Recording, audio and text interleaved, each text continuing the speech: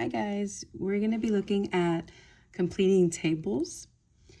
So we're going to have two examples here. Let's start with this one. So we need to complete the table. We have our input or our position, our numerical expression, and then the output value. So if you remember in third grade, you learned about input and output.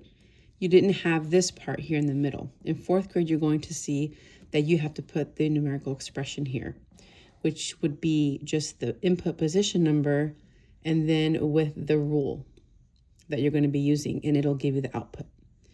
So we learned that when your number pairs, our number pairs here are 6 and 12, 9 and 15, and then 12 and 18. Remember, in a pair, there are two numbers, and you have to look at the number pairs to look at the relationship between these two numbers, and that will give us the rule. So remember, relationship means how a number is connected. That word means how it's connected. So from 6 to 12, from 9 to 15, from 12 to 18, the numbers are increasing. Okay, so if a number is increasing, the operations it could be are adding or multiplying. So it has to be one of those. So now we have to decide if we're going to add or if we're going to multiply. Well, from 6 to 12, I know that they're increasing.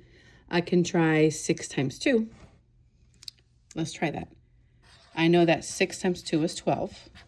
Once you think you know the rule, though, you have to keep going. Okay, 6 times 2 is 12. Is 9 times 2 15? No, 9 times 2 would be 18. So that is out. I know it's not going to be that. It's not going to be times 2. So it must be adding, but let's try it. To get from 6 to 12, I know that I have to add 6 plus 6. Okay, so let's try 9 plus 6 now. And that gives me 15. 12 plus 6 equals 18. So there's my rule. My rule is going to be adding 6. So I have to take the input, the position where it's located, which is that one, 6 plus 6, and that gives me 12. And then I take the input again, 9 plus 6, and that equals 15. Take the next input, 12, put the rule with it, and that gives me 18. Okay, so that's that example. Let's look at this example. We have our input numbers here, and then our output values. I'm going to write the number pairs again. So we have 6 and 3, 12 and 6, and 18 and 9. Here my numbers are decreasing. They're going down. So those operations, when it decreases, it must be division or subtraction. So I could try we can try division first.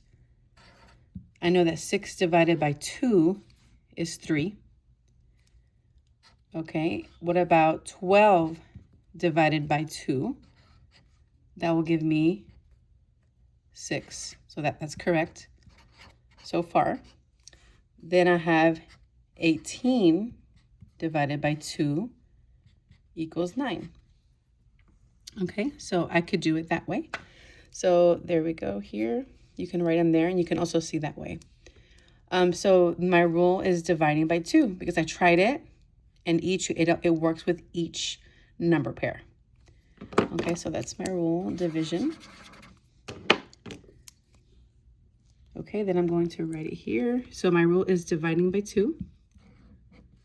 Take my input, 6 divided by 2 equals 3. 12 divided by 2 equals 6. And 18 divided by 2 equals 9. So we found the relationship between the number pairs, and we were able to find the rule. From here to here, we know that it was dividing by 2. In this one, from here to here, we knew that it was adding 6. This is called your rule, and that's what you put here with your expressions. Okay, see you guys next time.